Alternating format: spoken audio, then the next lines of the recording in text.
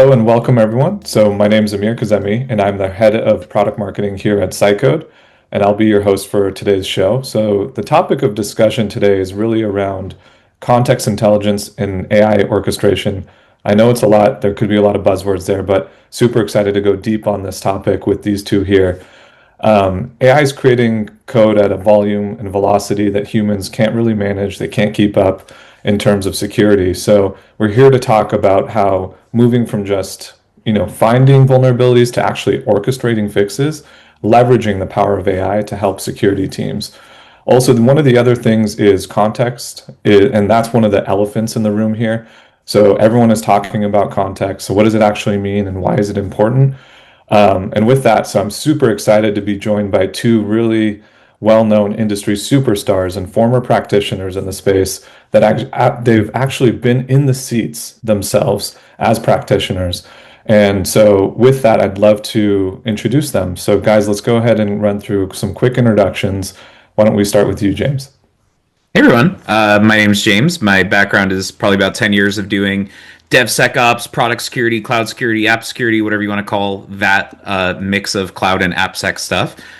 Super excited to be here. Now I created Latio, which is a analyst firm that's focused on helping practitioners actually understand what products do and the differences between them. And when it comes to superstars, I'm going to hand it over to Brian because I read his post on how to patch my Elastic instances. And so if you want to talk about an actual superstar, it's him for that. Oh, well, thank you. I'm humbled, and you're bringing back some fond memories of a fun holiday season dealing with Log4j. I'm sure we all remember that one. But yeah, Amir, James, excited to join you guys. Great to be here. I'm really excited about this new role. But just a little bit of background. I've the past decade and a half, I've been sort of building and leading application security programs across a number of different enterprises. Joined Cycode recently, and I'm really excited about this because really allows me to share my experience and understanding of what it takes to implement application security and move things from a sort of 0 to 1 state where maybe you're introducing new processes, new controls, you've got new threats on the horizon. How do we address those? Taking that from concept to operationalizing that across an organization of thousands of developers, hundreds of products, and really how do you scale that without impacting developer velocity and product velocity. So excited to be here and dig in. Awesome. Thanks both. So yeah, super excited as well. Let's dive in. I think one of the first topics we wanted to talk about is around the general context crisis. So as we all know today, the big topic alongside AI is around context awareness. Context as the fuel is, what separates a noisy alert from what's actually business critical. And, not only what human can do, but what AI should actually care about. And with context, what we know is, or what we're, kind of proven is that AI can be a lot more precise and accurate with its outcomes and the tasks that actual security teams want to complete with AI. With that, I have, a couple questions. One of the first questions is around, us, when we talk to a lot of teams struggling with posture, when they say they're overwhelmed with, AI and that code explosion, is it a volume problem or is it more of a meaning problem? What are they actually missing to make that decision ultimately? So, James, we can start with you. Yeah, I think there's a few elements here. Like one of the really interesting pieces from the application security report we just did was that when it came to what scanners people bundle into an AppSec tool, everyone said SAST, SCA, and secrets, and the rest was sort of all over the place. But when it came to what's the number one thing you want out of your tool, 60% of respondents said additional cloud and runtime context. And so I think the challenge that AppSec teams are facing is that depending on the tool they're using, they're having vastly different experiences with what cloud and runtime context even really means. Because some tools are just traditional scanners where it's just input, output, look at the code, here's the results. While others are taking a much more holistic look at let's map out your environment, your applications, let's try to find real risk, let's combine findings of different types to prioritize all together. And then when you bring that into the AI coding experience, depending on which paradigm you're operating under, it's going to lead to very different results, especially as you try to scale. Because even when people say they do like code generated security, there's really when a tool is just calling an MCP server, it could be doing a lot of things, right? Like MCPs can run locally, remotely. It could be fetching additional context data. It could be running locally. And I've just had terrible results with like some approaches that are based around like, oh, let's just run a static scanner, right? Because we've been doing that for years, and developer adoption was always really low when it came to like, let's run a local scan over and over again, because there's so many false positives, there's so many challenges with the approach itself. Whereas it's forcing us to think more holistically about how do we get additional context just to the agent as opposed to the developer. So, like in the old world, getting information to a developer required you to do the context, right? Like a good application security engineer is someone who's not just shoveling tickets to devs, but they're trying to group them together by packages, prioritize based on public facing, reachability, those sorts of things, and then trying to get something to a developer that makes sense. And now we're just having to do that faster with AI, where the opportunity is really to give the AI the context about like, here's what your organization looks like, and here's what the process looks like. And it benefits from the context ahead of time in the same way that like developers actually need the context in the first place. Interesting. I love that. Yeah. I love the juxtaposition between now AppSec in the past would have to give the developer that context, whereas now it's all about the agent, and the importance of, cloud and runtime context alongside that. Brian, would love to hear your thoughts as well. Yeah, of course. And I think to the question of meaning problem and volume, and I think it's really interesting because, now our developers that have been doing, our senior devs are probably 100 to 10x to 100x more productive now, developing more code, shipping more code, and using a lot more agentic engineering and writing less of that code themselves.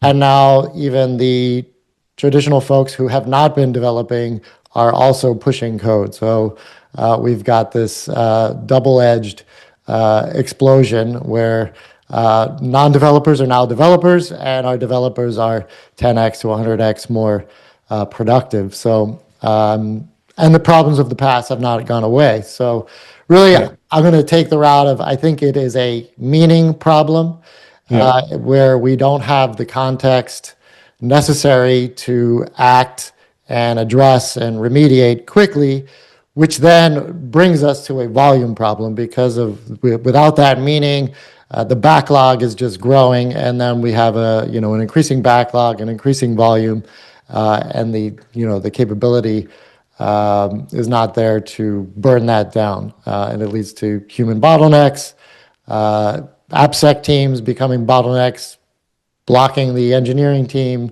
and the engineering team can't address the issue because they don't have the full context. So I think having a data plane and a back plane where you can pull that context together and share that. And I think James hit it on the head, talking about pulling the cloud runtime context and surfacing that along with the findings.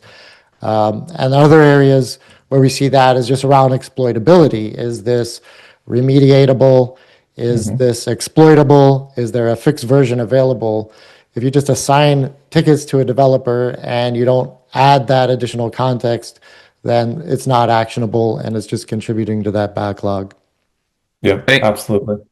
If I can go back in there, I think this is also extremely applicable on just the remediation side, because that's another. I have access to a ton of different vendor tools, and the quality of remediation is really challenging, right? Because it's like a feature checkbox when you're evaluating tools, like, oh, they give auto remediation, so do we. But this is another area where like the context really comes in, where there's some tools that like are just feeding like the alert is SQL injection and the surrounding code is this. And then you get a response from the LLM that's just like, here's the fix. But really that it creates these unscalable approaches. Like, just to give a super practical example, if you're doing like password hashing, you want to be using Argon 2 ID, a lot of developers think that they should be using like salt and peppering or different combinations of it. A lot of LLMs I've used will default to like bcrypt, which has like different performance trade-offs and stuff. And so really it's like, how do you as an AppSec person create standardization even in terms of like how the auto fixes are happening? And it's really where you need more of like your code-wide context of saying, here's how we handle this issue of like password hashing.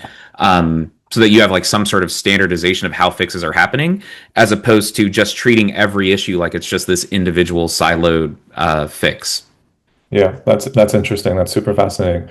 And then to your point, Brian, I think, yeah, we are in this world of like the 10x developer. There's a lot of people talking about this terminology too around like the citizen developer. So it's just beyond the developer alone. It's, every other function within the organization. Like I was talking to specific prospects and customers that were saying like now product managers are shipping code into production. It's not just the engineers anymore, right?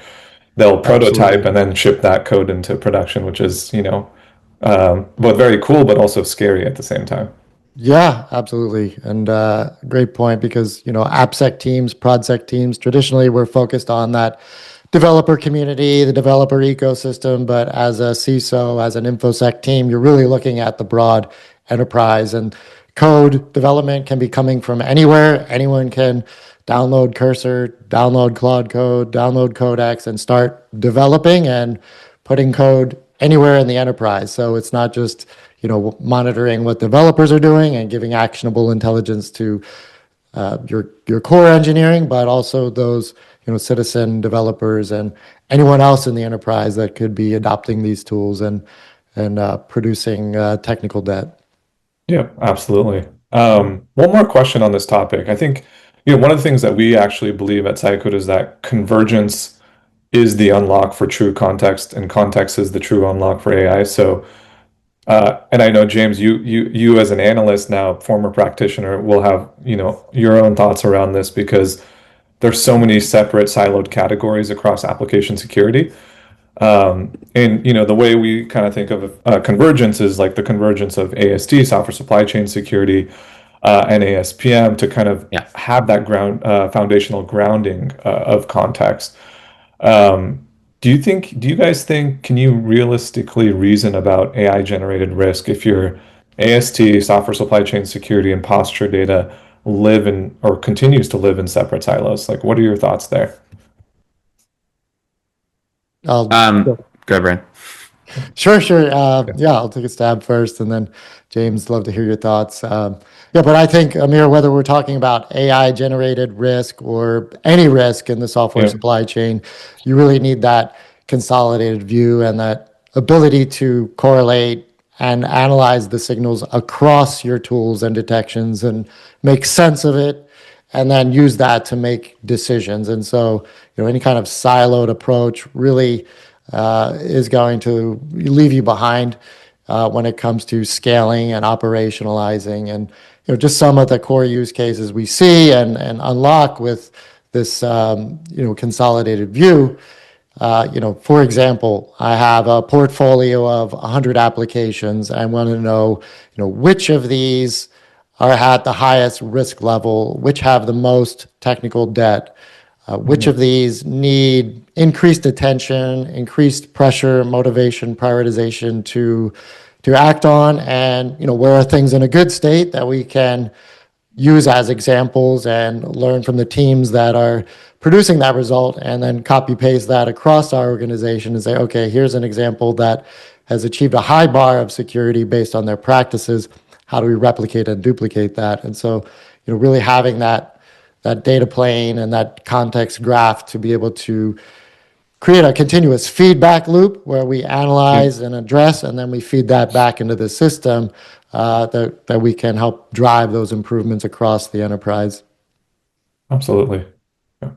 Yeah, I think something I always want to acknowledge is that like analysts type people are always pushing for like platformization and consolidation because it's like it helps make sense of what's happening. And I just remember from being a practitioner, like I've always been the kind of person that loves the consolidation, right? Because it's what I think you get a ton of value out of it. It's only one tool to manage that you're dealing with across these different platforms.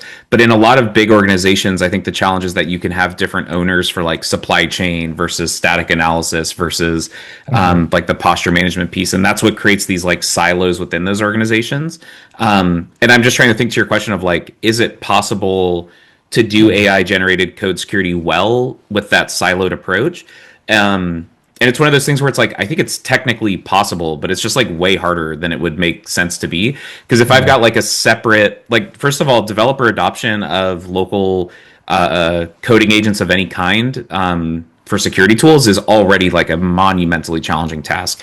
And if you're going to try to get them to install like 3 different MCP servers into their IDE extensions that you already don't even have like a single pane of glass, because maybe you're buying like another AI security tool to tell you even like what IDE extensions people are using and what's there, and then you're using that as like your governance tool to then deploy these like 3 or 4 different MCPs to make the coding more secure, and it's using one to like look up supply chain type of data and another to do static analysis.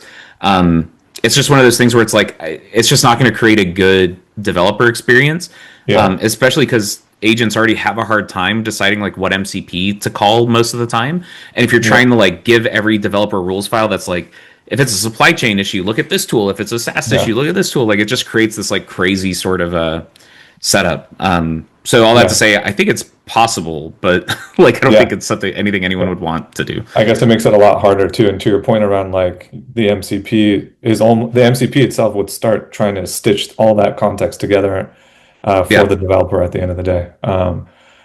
Yeah, that's great. Okay.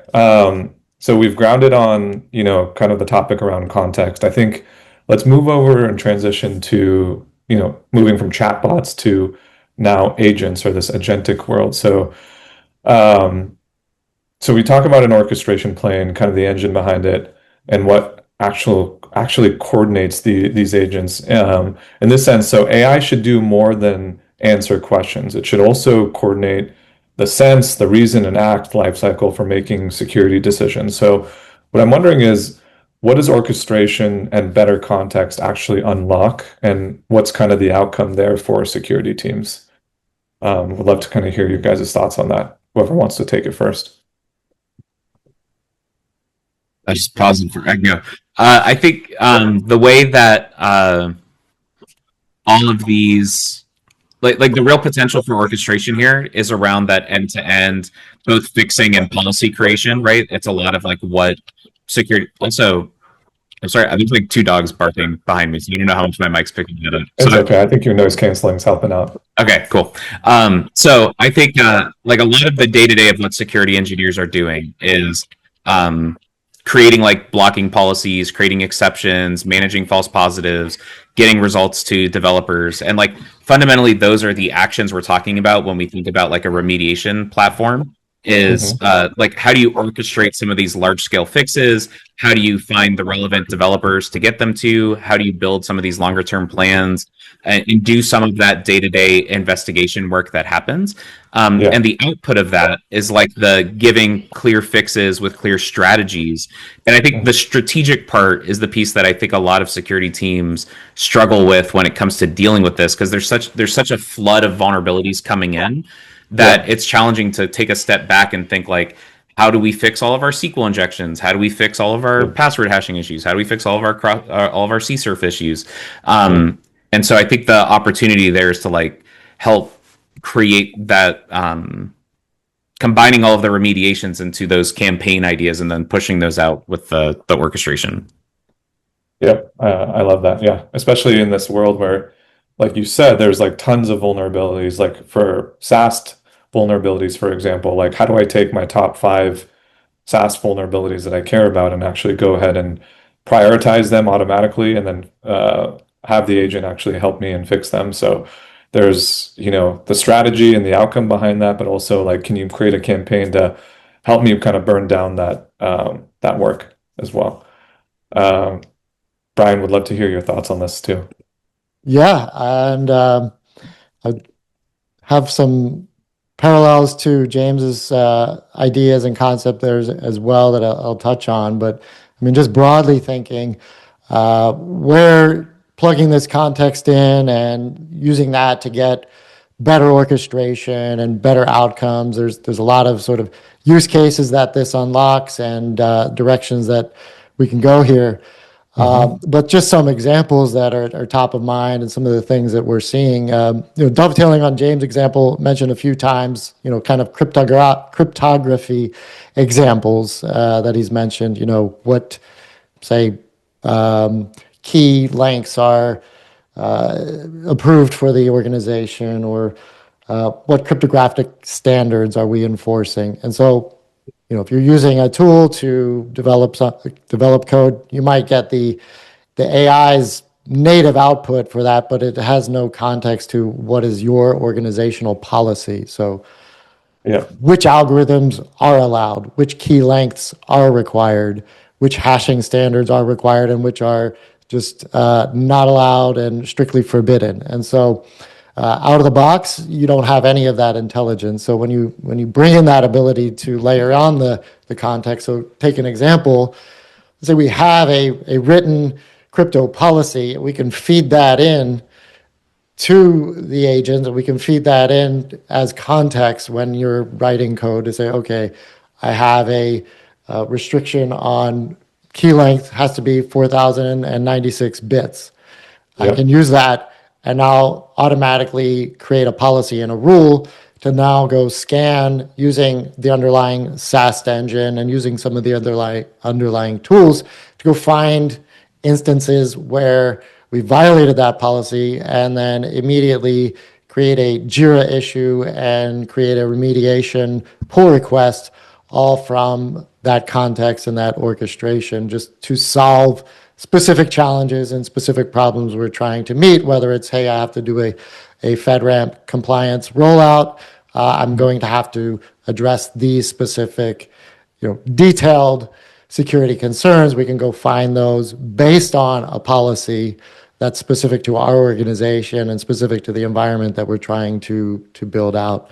So that's just one point example, layering on that broader context of the context and the orchestration.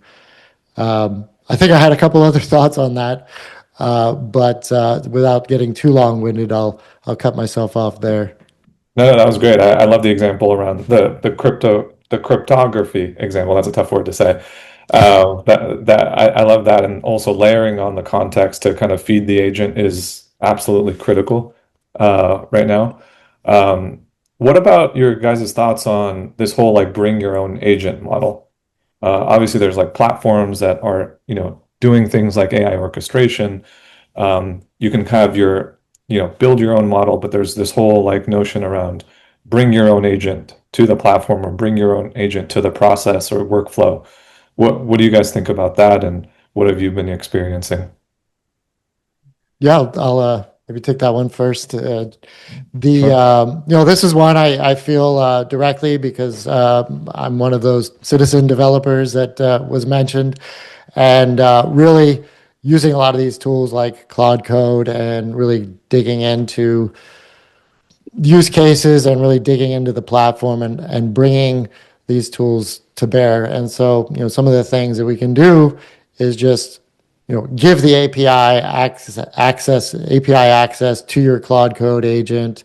You can leverage the Cycode MCP server or the Cycode API directly and use that to unlock use cases. So we want to, streamline a workflow. We want to build a workflow where we can, have findings that we want to assign to engineering, but we want to dive a level deeper and scan those violations to find only violations that have a fixed version and have a remediation. We can use the API directly and make a deterministic workflow using some of the capabilities of the agent to scan the graph directly, scan the API directly, and come up with its own solutions to these problems, and really kind of leverage that bring your own agent model, as well as the orchestration and the agents and the pre-built context and workflows that we leverage.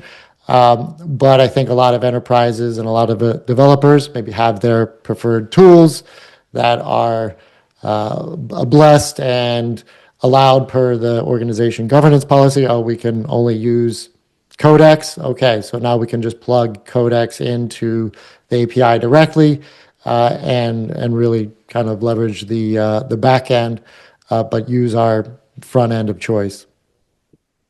Yeah, that's Yep. awesome. I think, yeah, go, no, go ahead, Okay. Jeff. I was just gonna totally agree as far as Yeah.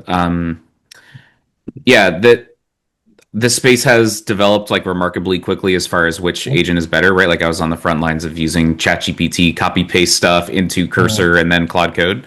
Um, for now, it feels like Claude Code is like the thing, but obviously that can all change so fast. Like, OpenAI just acquired the OpenClaw, well, hired the OpenClaw creator, and like all of this stuff is shifting so quickly that I think not doing a build your own or bring your own agent model would be kind of crazy to do.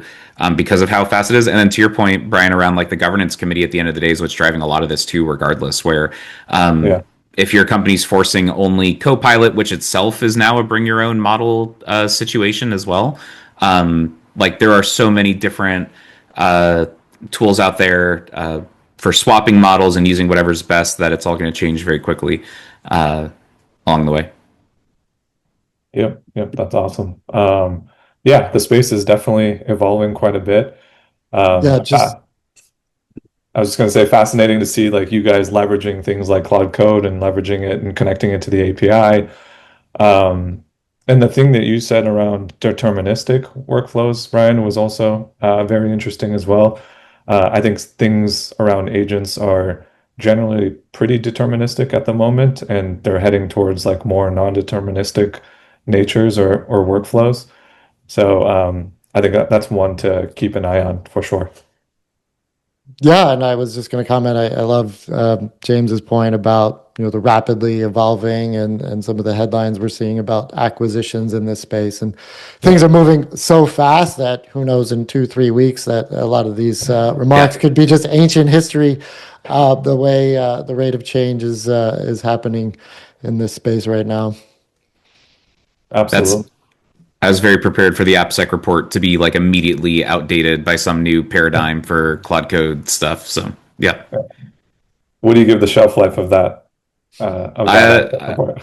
I don't know. I mean, honestly, the real thing that's happening is the whole code, the scanning model is just completely changing, and that's Yeah, what's the biggest piece. Is like right now, there's still clearly a place for the all-in-one application scanner, but just the way that people are moving towards like security reviews and pipeline and stuff that are broader than just the scanners, like that's yeah, the part that's really up in the air as far as like and who knows what compliance is like, because there's compliance standards around this stuff, around like what scanners to use, how to do S-bombs, like how to assess those for vulnerabilities and remediate, but like it's going to be a while before they catch up to like just vibe yeah. out with whatever your security agent said was okay, and that's fine. Yeah, absolutely. I mean, I think this is a perfect segue into this next topic around the self-protecting SDLC. So I wanted to move to, talking about like towards moving towards that path to what we call a self-protecting SDLC. So what I guess like, there's always a fear of AI breaking things in production. Like what are the low risk, high reward areas where security teams should start letting go of like the wheel first in terms of like more of autonomous, what we call autonomous security. When I hear self-protecting SDLC, I think of more like autonomous security. So kind of wanted to get your guys' thoughts there.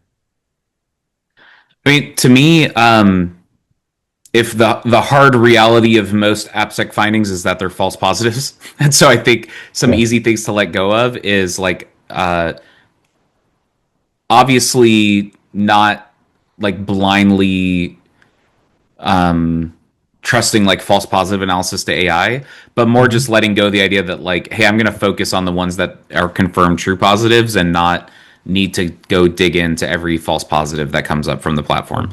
I think though what's challenging about security issues in this has been a huge issue I think in application security in general, is that typically the findings are not low lift fixes. Like usually there's something core to the way like you're talking about the core parts of an application, like how it does authentication, how it does template generation, how it's interacting with secrets. Like these are all usually pretty big changes to make, and that's what makes the changes so expensive, is that you're having to like bring in senior architect level. Like I remember it was like my third week on my first job doing application security, and I'm meeting with like the chief architect, and I like don't know Java, but the whole application's built in Java, and I'm supposed to have like an intelligent conversation with him about how to do some security patching. And it really sets up these like crazy situations to be in.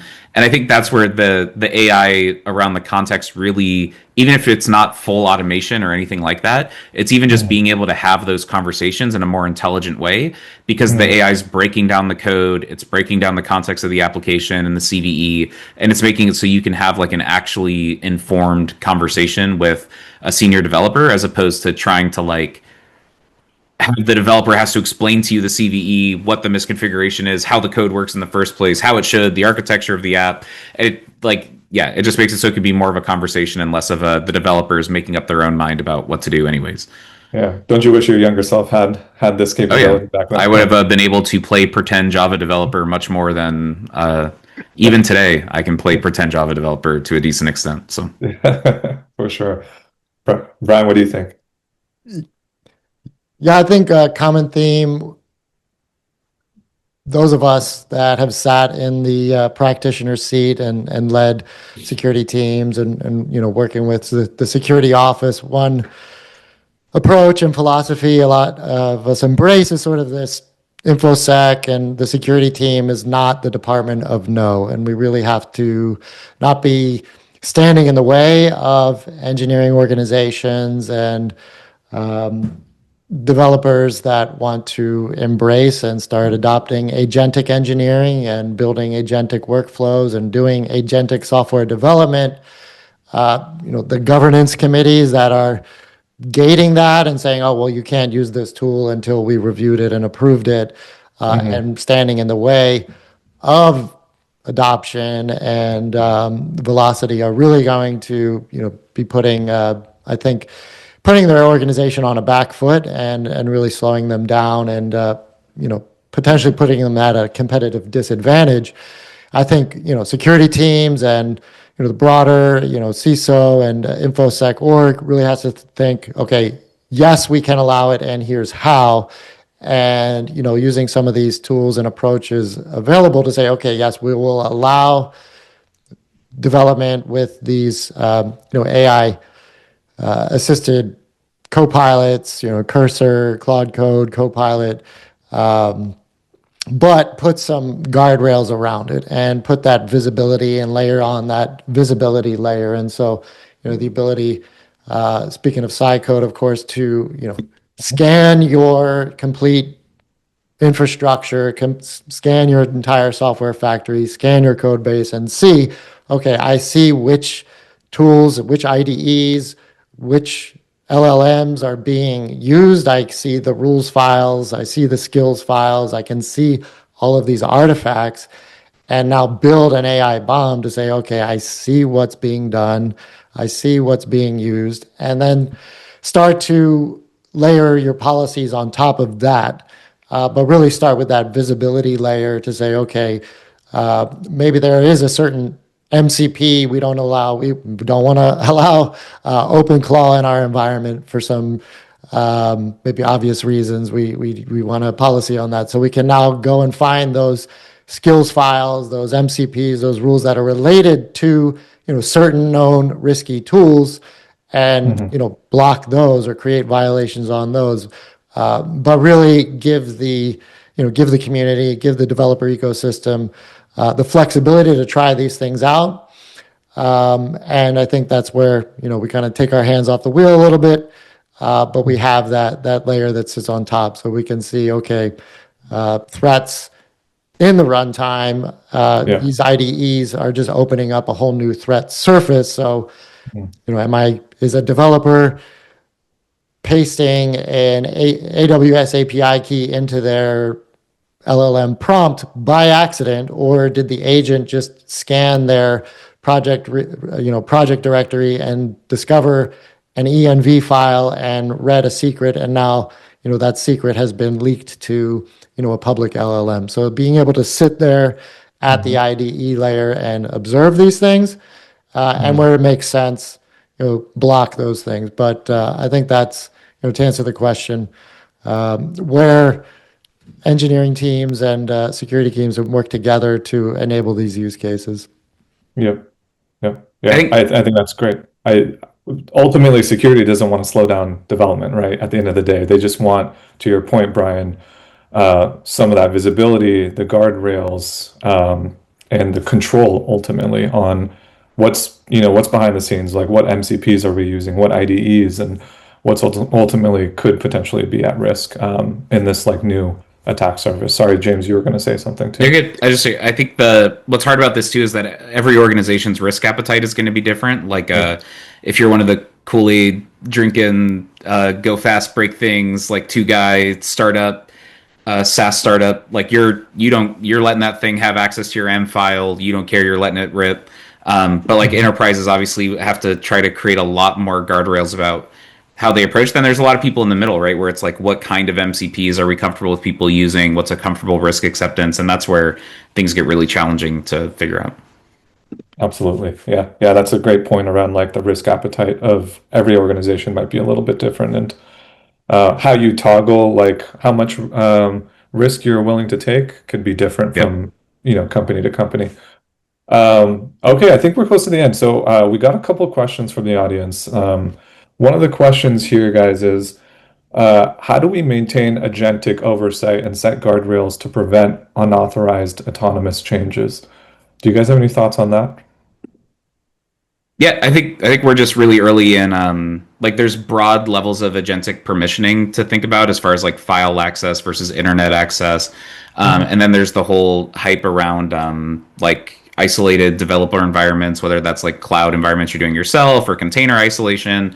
Like really the hard part though is that we're just so early in it that it is really hard to tell like what's the best approach. But there are options out there that I think depend on um, the business and what it goes back to that risk appetite thing too. Yeah. Yeah, double down on that. I think getting very granular and very specific about, what types of behaviors and tools we're okay with and are allowing in the enterprise, making sure that's explicit and spelled out and shared, and everyone has access to that policy, and it's well known throughout the organization. And then we also give the visibility and the governance to be able to monitor and audit and enforce that. So Yeah. without locking things down to the nth degree, but making sure everyone is aware of what good looks like, what does secure look like, how are we going to measure it, how are we going to monitor it, and if you go off the rails, how do we detect that and enforce that? Yep. Absolutely. So one more question here. I think this one's around Cycode's Maestro product. So we already have scanners and a ticket system like Jira. Does Cycode's Maestro replace these, or how does it actually sit above our existing stack to orchestrate them? I can take this one. So Maestro isn't really designed to replace, Jira necessarily or your scanners. It's essentially your orchestration interface, like we mentioned before, to that taps into all the Cycode agents. There's multiple different agents within Cycode and tools across the platform. So if you happen to ask Maestro a specific question or ask it to do a specific task, what it will do is it's going to help you streamline a process using a tool like Jira as well. So by Maestro having access to not only the agents and the tools across the platform, but also while it's trying to kind of solve for those non-trivial tasks, it will also tap into like tools like Jira to kind of perform whatever tasks that you're trying to do, typically done by a security team. And so, yeah, with that, so that was the end of the questions there.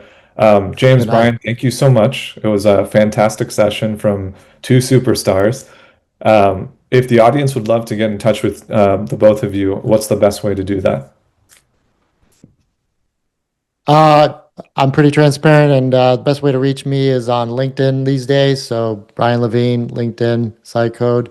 You can find me there, and Awesome. happy to engage. Awesome. Yep. Okay. Same thing for me. LinkedIn and Twitter, I guess. I Okay. fall behind sometimes, but try to stay mostly up to date. So I'm sorry if you were someone I missed. And like there was a month of bad time in the LinkedIn messages for me, but generally that's an okay way to get in touch. No, you guys are pretty active on LinkedIn. I see you all over my feeds anyway. So definitely connect with these two. For those that are interested in learning more on how you can get the best security context and AI orchestration with Maestro AI under one platform, under one hood, please go ahead and request a demo of Cycode's AI native platform. You can just go on cycode.com and book a demo. And thanks again, and we'll see you guys next time.